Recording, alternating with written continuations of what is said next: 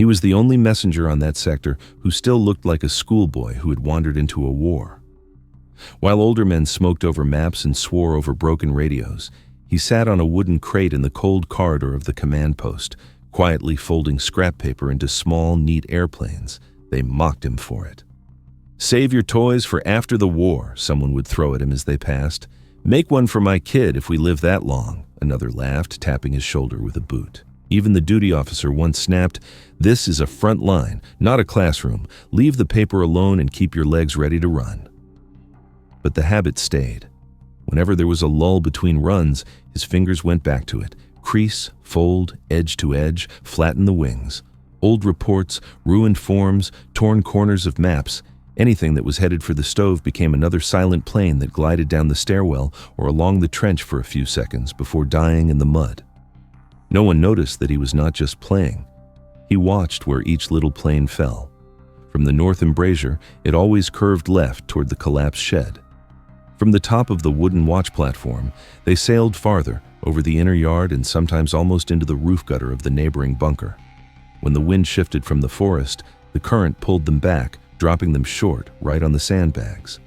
He ran messages the old way, low along the trench walls, across short open gaps, ducking between blown-out buildings. He knew every broken stair, every slippery plank laid over a shell hole. He knew where machine gun rounds usually stitched the dirt and where shrapnel liked to land. Still, his world felt narrow, like a chain of dark, cramped corridors where his job was simple. Take words from here, carry them there, hope to come back. The adults talked in different words. At night, in the smoky light of a candle stub, he heard the officers argue over grids, sectors, and timings. There was a rumor of a big attack coming, or of the enemy shifting artillery batteries closer. One mentioned airstrikes, another just rubbed his eyes and said that if the first minutes went badly, there would be no second chance to fix anything. He listened, not because someone invited him, but because messages passed through his hands and his boots more than through any cable. He knew when the radio crackled with distant voices and when it sat mute and useless. He knew how often the line crews cursed about broken wires and how many times a day someone called for just one more runner. On the morning it began, the sky was too quiet. No distant rumble, no scattered shots, just a heavy waiting silence over the tree line and the frozen field. The air tasted like metal. He stood outside for a moment, a folded plane in his fingers, testing the breeze, watching how a strip of smoke from the kitchen chimney slid sideways instead of up. The first salvo tore the world open without warning. The ground jumped under his boots, dust poured from the planks above his head. Somewhere behind the post, a whole wall collapsed with a wet, heavy sound. Glass shattered down the corridor. A phone rattled off its hook and dangled, dead, over the floor. He dropped the paper plane and threw himself to the ground as the second wave came in. Shells walked across the yard and along the trench line, blind and methodical. Somebody screamed for stretchers, someone else shouted about fire in the map room. The lights flickered, went out, came back for a moment in a sick yellow twitch. When it finally paused, that short, cruel pause between barrages, the command post was no longer the same place. The table with maps was overturned, its surface buried under soil and glass. Reports, diagrams, and copied orders were everywhere, plastered to the walls by the blast, sliding down in slow motion, swirling in the cold draft through the shattered doorway. The radio set sat in the corner, its operator slumped beside it, blood on his sleeve. The officer grabbed the handset, barked a call sign into the static, and got nothing back but a sick, empty hiss. Another man picked up the field phone, tried 2-3 different numbers. No answer. Somewhere along the line, the wires had been cut clean, burned, or simply buried under tons of churned earth. "Runner!" someone shouted. He pushed himself up, wiping dust from his eyes. "Take it to the left strongpoint, now! They have to know we're under heavy fire. Tell them to hold their line. No withdrawal without signal." He was already at the door when the next shell hit the yard. Shrapnel chewed through the air where he would have been a heartbeat later. The blast slammed him back into the hallway, his ears ringing, mouth full of plaster. Through the open doorway, he saw the narrow lane he always used, the one between the two low walls, the safe gap. Now, nothing but broken brick and a fresh crater stitched with hot metal. He understood it in a way only a runner could. The usual route was gone. Every path he knew had turned into open, measured killing ground, watched by sights and fed the exact distance by enemy fire patterns. Behind him, voices climbed toward panic. If the left doesn't get the word, they'll pull back and open the flank. We can't reach the battery. They'll hit us and them together. Try the radio again, damn it! He stood in the middle of the corridor, heart punching in his chest, feeling the building breathe dust around him, and looked at the storm of paper drifting through the air. Orders and diagrams, personnel lists and sketches of trenches, all the words that were supposed to travel by wire and voice, were now useless leaves, spinning under the drafts, sliding along the floor, settling into puddles. One of those sheets brushed his sleeve and fluttered toward the stairwell, hovering for a moment in a column of rising cold air, then gliding gently down and out through a broken window toward the yard. It didn't fall like a stone. It didn't crawl like a man. It sailed. In that second, with the walls trembling and the officers shouting over each other, the stupidest thing he had ever done on this front, folding little planes when nobody was looking, stopped being a joke in his own head. Every path for a human body was now a line of fire. But the air above those lines was full of currents he had quietly measured day after day with his childish toys. He bent down, grabbed a cleaner sheet from the floor, and for the first time in this war began to fold a paper airplane, not for himself, but as if someone's life depended on where it would land. By the second barrage, nobody shouted for a runner anymore. They had all heard what happened to the last one who tried to cross the yard. The building shook in slow, tired shudders. Dust hung in the corridor like a fog, turning men into shadows. Somewhere deeper inside, someone was groaning under debris. Someone else coughed up plaster and blood, still clutching a useless phone receiver. He kneeled by the wall with the sheet of paper on his knee, hands trembling just enough to make the lines crooked. The pencil scratched 3 short lines, no more. Left strong point under fire. Do not withdraw. Our post still holds. No ranks, no greetings, no signatures. There was no time for formality now, only for what had to be understood on the first terrified read. He folded the paper fast, edge to edge, crease sharp, nose tight. He knew from 100 stupid secret launches which shape flew farther, which one dived too early, which one spun out and died 3 meters from his boots. Another shell burst somewhere close enough to make the hallway jump sideways. A chunk of plaster fell where his head had been a second earlier.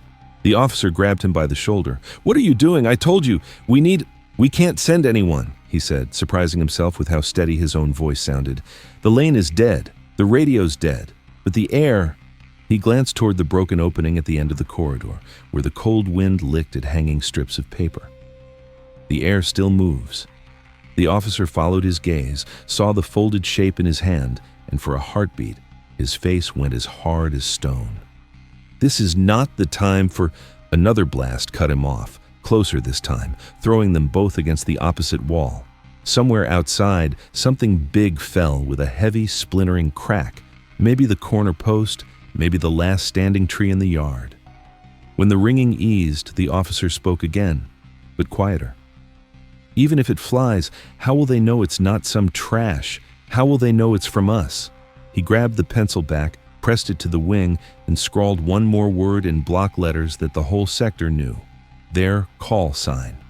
Not the official code, the nickname that had spread along trenches, the one other posts used when they cursed or praised them.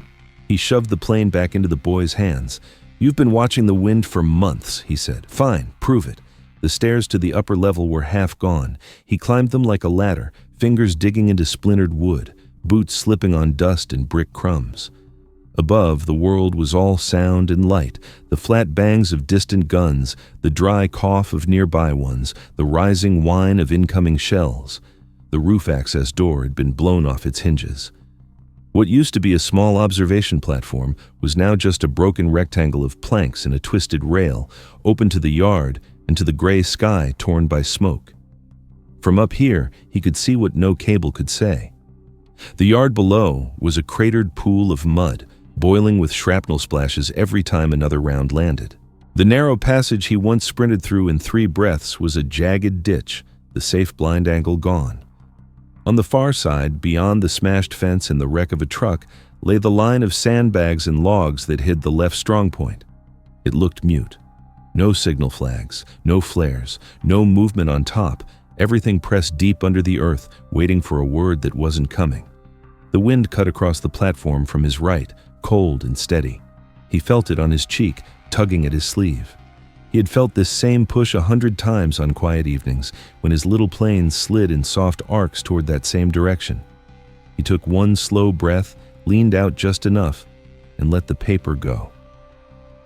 For a moment, it was nothing, just another piece of trash among many. It dipped, nose down, and his stomach fell with it. Then the current caught the wings, lifted them, straightened the plane, and it began to glide. It sailed past the ruined corner of the yard, over the crater that still steamed, over the broken fence stakes. A gust nudged it lower. He watched every centimeter, whispering nothing, fists clenched. The little triangle of white dropped behind the sandbags and disappeared. He didn't know if anyone had seen it, if it had landed in a puddle or a man's open hand. He only knew that, for the first time since the first shell hit, something from here had crossed that killing strip without dying. He slid back down the broken stairs. "Did it reach?" the officer asked. "I don't know," he said, "but it flew where we needed." Silence except for the thunder outside and a distant angry rattle of a machine gun trying to sew the yard shut. Minutes in a bombardment stretched like hours. They filled them the only way they could. "Write another," the officer said. "Shorter. Tell them the enemy is trying to cut us off. If they hold, we hold. If they break, we're all done." This time he didn't need to think about the folds. His hands moved on their own, faster than they ever had when it was just a game. He changed the shape slightly, narrowing the wings. This wind liked a sharper profile. They sent the second plane, then a third. One with a crude sketch of the yard and the rough direction of the heaviest fire, one with a plea. "Do not signal retreat unless you see our roof gone." Each launch stole a piece of his nerves. Each time he leaned out over the open edge, he felt the air around his head thrum with fragments, heard the flat slap of bullets striking brick somewhere uncomfortably close. On the fourth trip up, he saw movement at last. A tiny figure broke the skyline over the left strongpoint for just a second.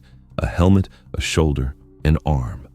Something white flashed in their hand, waving, then vanished again. It wasn't a flag. It was a scrap, folded, unfolded, folded again in panic. They had understood. Someone down there had picked up at least one of his planes, read those clumsy lines, and risked climbing up to answer. He nearly laughed, but the sound died in his throat as a shell landed so close the platform kicked under his feet. He dropped flat, tasting splinters. Back in the command post, the air felt thicker, charged with something that was not quite hope and not quite madness. "What did you see?" the officer demanded. "They waved," he said. "They're there. They know we're still here." Another man, face black with soot, pressed in. "If they know, can we tell them where to expect the next push? Our spotter caught a glimpse of armor massing in the tree line before the antenna went down." "Draw it," the officer ordered. The boy's world shrank to paper and pencil. He sketched the broken yard, the lines of trenches, the dark smudge of the forest. He marked the likely path of the enemy, the blind angle behind the half-collapsed warehouse, the spot where a single well-placed gun could turn the approach into a slaughter. He did not think any more about how ridiculous it would sound, after the war, to say that a sector survived because someone trusted a handful of flying notes. He just drew, wrote, folded. He had spent months learning the language of this wind in secret. Now, in the space of half an hour, it became the only language that still carried meaning across the gap. By the time the sky began to bruise with the smoke of a new kind of shell, heavier, slower, aimed at burying what still stood, there was a small, crumpled fleet scattered between the command post and the left strongpoint. Some had fallen short, lying uselessly in craters or stuck to broken beams. But some had made it. And in the moments when the thunder eased just enough, he thought he heard something incredible under it, the distant answering crack of rifles and guns firing not blindly, not in panic, but along the lines he had scratched in haste onto those fragile, ridiculous wings. By the time the bombardment thinned out, the battlefield around their little sector looked less like a line and more like wreckage floating in a gray sea. Nothing was straight anymore. Trenches sagged, walls leaned. The map in his head was the only thing that still had clear edges. The big danger wasn't just that the enemy was pushing, it was that their own side, blind and deaf somewhere in the rear, could decide this position was already lost and erase it with their own artillery. Two kinds of fire were closing in on them, the one that wore enemy colors and the one that wore theirs.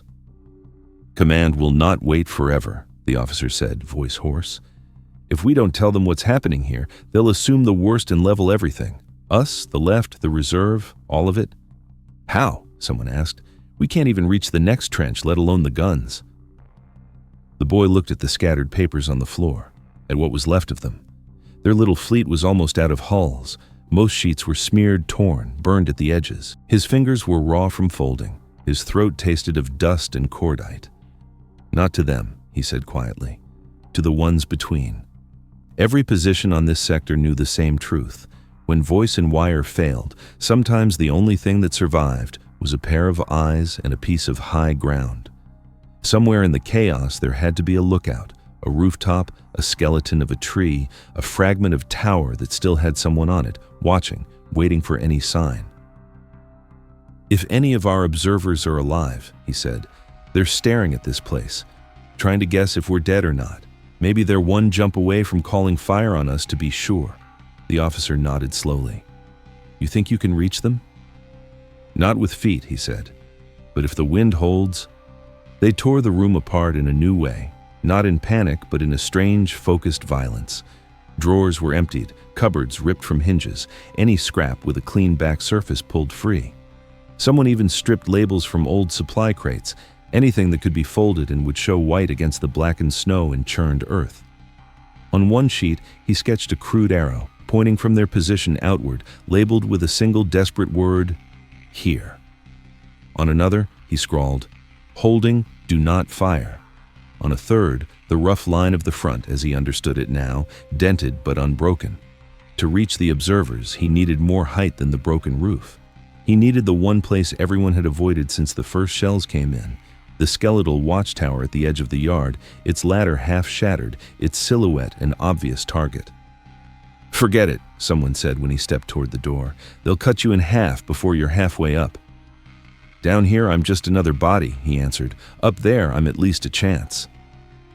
It wasn't bravery, not the kind from leaflets and speeches. It was a simple, hard calculation born from carrying too many messages for other men. If he stayed in the corridor, he would die drowning in the same dust and fear as everyone else. If he climbed, he had one coin left to throw. The yard was worse up close than it had looked from above. Crater lips steamed in the cold. Chunks of brick and wood were frozen into the mud at weird angles, like bones in a broken limb. He moved in short bursts, ducking behind shattered walls, feeling each open step like a confession shouted to the enemy guns. The tower's ladder had lost 3 rungs, and the remaining ones creaked under his weight. Twice, a distant machine gun tried to stitch noise into his direction, but the shooter couldn't see through the veils of dust and smoke. Bullets snapped somewhere to his left, wildly searching. At the halfway point, he almost turned back. The tower shook with every distant impact, and the paper in his coat crackled like dry leaves. If he fell now, he would take all those chances with him into the muck. He didn't fall. At the top, there was no railing left, just a narrow platform, and the whole ruined sector spread out like a broken model at his feet. He saw the command post roof, blackened but still there. He saw the left strongpoint, still spitting brief flashes of muzzle fire when the smoke shifted. Further out, through shifting curtains of gray, he caught a glimpse of something taller, the jagged line of a factory skeleton or a church tower where an observer might lie with binoculars pressed to his face, waiting for a reason not to call death down on all of them. The wind up here was stronger, sharper, colder. It yanked at his clothes and tried to steal the paper from his hands before he was ready. He chose the sheet with the biggest arrow. If the watchers saw nothing else, they had to see that. He turned sideways, feeling which way the gusts leaned, remembering how his planes curved from the lower platform, adjusting in his mind for the extra height and open exposure. His heart hammered so loudly it drowned out everything for a moment. "See this," he whispered to nobody in particular. "Please." He let it go. The plane shuddered, dipped, and his breath stopped. Then it leveled, riding a current he had not guessed at but somehow expected, coasting out and away from the yard. It didn't aim for the trenches this time. It sailed higher over them, toward the more distant shape, that fractured silhouette that had to be a vantage point. It would never reach all the way, he knew that. but it didn't need to. It only had to cross that invisible line in the air where a pair of glass lenses might track anything unusual, any deviation in the endless fall of ash and debris. He sent the second one with the single plea, "Do not fire. We hold." The third with the map. Each one tugged a little piece of his courage out with it until he was left with shaking fingers and empty pockets. For several seconds, that felt like years. Nothing happened. Then, far out near that broken tower shape, a tiny, bright flash winked once. Not shellfire, not a flare. Something tighter, more controlled, a short, stabbing glint, as if someone up there had angled a mirror or glass toward the pale light and sent a single blink. He didn't know if it was meant for them. He chose to believe it was. On his way down, the tower finally gave up one of its complaints. A nearby explosion shook a support beam loose, and the whole structure groaned. He half slid, half fell the last few meters, hitting the ground hard enough to knock the breath from his lungs. Hands dragged him back behind a wall, voices swarming his ears. "Well? Did you see anyone? Did it work?" "I think they saw us," he wheezed. "If they fire now, it won't be on us." In the minutes that followed, the pattern of the war around them changed. The shells that had walked steadily toward their roofs began to fall short, then creep sideways, chewing instead at the tree line and the approach routes he had sketched. Somewhere behind that gray curtain, someone with more guns than they could dream of had decided this sector was not dead after all, only clinging on, worth the effort to protect. The enemy felt it too. Their push stalled under the new weight of accurate fire. What had been a confident advance turned into men scrambling between holes, then into figures retreating in broken lines, dragging wounded, leaving messed up geometry of tracks and bodies in the mud. In the command post, no one cheered. They were too tired for that. Men leaned against walls, slid down to sit on the floor, stared at their shaking hands as if they belonged to someone else. Only when it was clear that no fresh barrage was coming, when the guns rolled away like distant thunder instead of marching closer, did the officers step outside. The yard was littered with the day's madness, splintered beams, twisted metal, pieces of lives and work that would never be finished. Among the wreckage lay scraps of paper, some burned, some soaked, some intact. Near the base of the wall, caught against a sandbag, a little plane had survived. Its nose was bent, its wings stained with mud, but the folds were still recognizable, stubborn and precise. The officer picked it up carefully, as if it might still break something important. On one wing, in childish, blocky letters, was their call sign. On the body, 3 words that had already done their work. "We still hold." He looked over at the boy. He was sitting on an overturned crate in the doorway, coat torn, face gray with dust except for 2 clean tracks where sweat or tears had cut through. In his fingers, out of sheer habit, he was toying with a ruined corner of some report, reflexively testing its weight, its edges, as if his hands had not yet accepted that the emergency was over. The officer walked up and dropped the crumpled plane into his lap. "From now on," he said, voice rough, "if anyone calls this childish, they can come talk to me." Around them, men moved slowly through the ruins, collecting the dead, salvaging anything that could still be used. Every now and then, one of them would bend down, pick up a stray paper airplane, study it for a second, and then tuck it gently into a pocket instead of throwing it away. The war would go on. Bigger battles would be fought, with more tanks, more aircraft, more maps drawn by hands far from this place.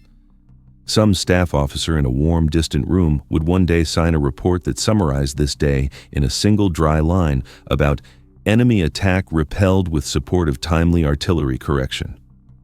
No one in that room would know that for a few hours, the only working communication on this strip of front had been a thin boy on a shattered tower and a handful of paper folded like a child's toy. But the men who had watched those little shapes glide across impossible gaps, who had felt their lives hinge on whether one more flimsy triangle would catch the wind, they would remember. Years later, if someone laughed at a messenger folding a scrap of paper between his fingers out of habit, one of them might shake his head and say quietly, "Let him. You never know when a child's game will be the last line between you and silence."